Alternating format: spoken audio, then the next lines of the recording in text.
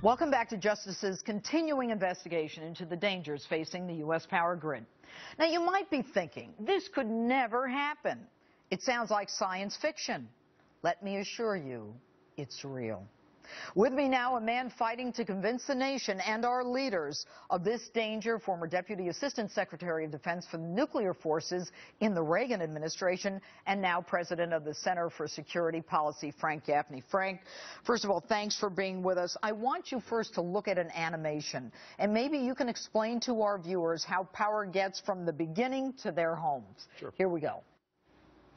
There you see the generating site. That's a classic, probably gas-powered, I would guess, stepping down to get the bulk power distributed as efficiently as possible through to the places that need it, namely the industrial sites, and then stepping down to getting it to people's homes through underground power lines in some cases and above-ground power lines elsewhere. And you see here a pole transformer, which most people are probably familiar with.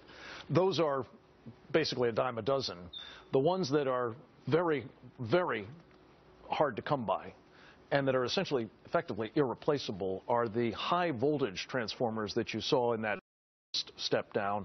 That's really critical to the backbone of the grid. A couple of questions.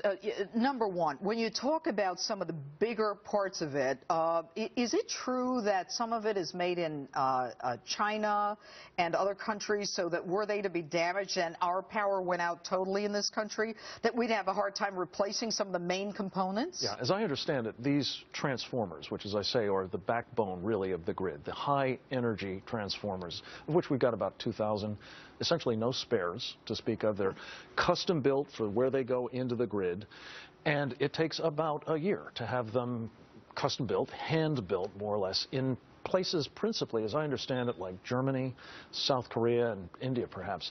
Where the thing really breaks down is if it takes a year to get one, and then once you've got it on order and delivered to a seaport, you got to really work to get it to the site. If you need 10, if you need 20, if you need 1,000 of them, forget it. All right. You have been on this for a long time, and you talk about the catastrophic consequences to human life in this country. If there were to be an attack on the grid, whether it's solar, which is natural, the electromagnetic pulse, and I'm not going to go through all of the causes, what do you, I mean, what are the predictions? I think the most authoritative assessment of all of this has been done, and I know you've got a copy of a book that we've just put out entitled Guilty Knowledge, which describes 11 studies. It's the executive summary of 11 studies that the government has done over the past decade.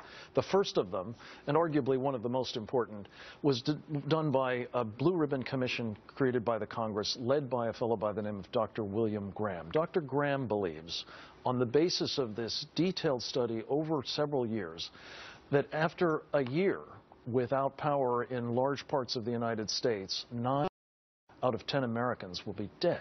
Dead. This is dead. A catastrophe, obviously, of the first order. The economy is cratered, society is broken down, and the trouble is, if you try to fix it at that point, it's too late. Right. You need to fix it now to prevent such an eventuality. Now, let's talk about, I think we have something that we can throw up now on some of the SAM missiles that just recently came to light. Tell us about what was found. This is inside of a ship, a North Korean vessel that was intercepted and searched in Panama last summer. In its hold, in those green canisters, you see surface-to-air missiles, old ones, but surface-to-air missiles known as SA-2s. They are very reliable. They are designed to be either conventionally armed or nuclear armed. Had they had a nuclear weapon on them, and some of them were actually on their launchers, and those things were on the top of the ship instead of down under 10,000 tons of sugar, they could have launched with essentially no warning an EMP, electromagnetic pulse attack, and detonated a nuclear weapon high over the United States with, again, devastating effects. But let's talk about the fact that in the southern part of our country, the approaches are not as protected as other parts? Well, they're not protected at all. In fact, we don't even have warning systems that something like those SAM missiles might be sending a missile our way, let alone any means of destroying that missile in flight. This is one of the things that I think those of us who believe that missile defense is a necessary component of a strong national security have argued for.